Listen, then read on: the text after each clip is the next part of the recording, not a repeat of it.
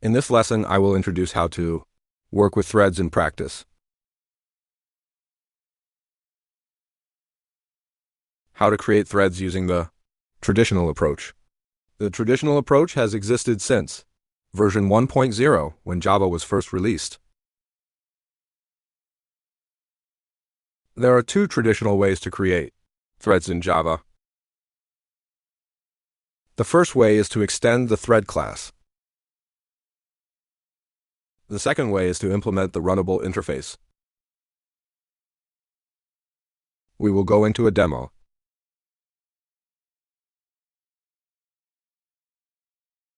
The first approach is extending the thread class.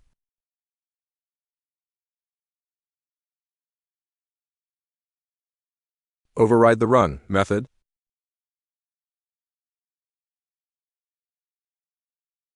When start is called, the thread starts executing. Let's run it.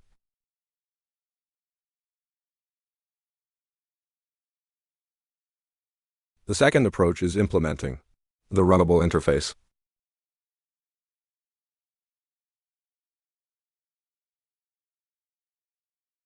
Runnable is declared as a functional interface, so we can use lambda expressions. This has been available since Java 8. After Java 8, developers prefer using this approach. Before that, the older approach was commonly used. It also overrides the run method. Then we run it.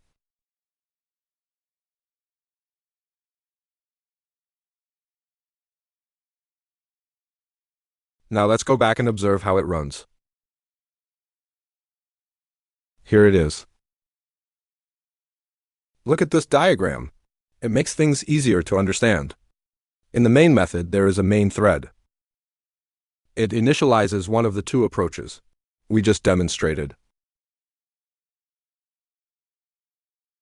The start method must be explicitly called by the developer. It must be written explicitly. The JVM creates a new operating system thread, which automatically invokes the run method. The run method is not called directly by the developer. After the logic inside run finishes executing, the thread terminates. That's it. Please note, this is a very important point to remember. Thank you. See you in the next lesson.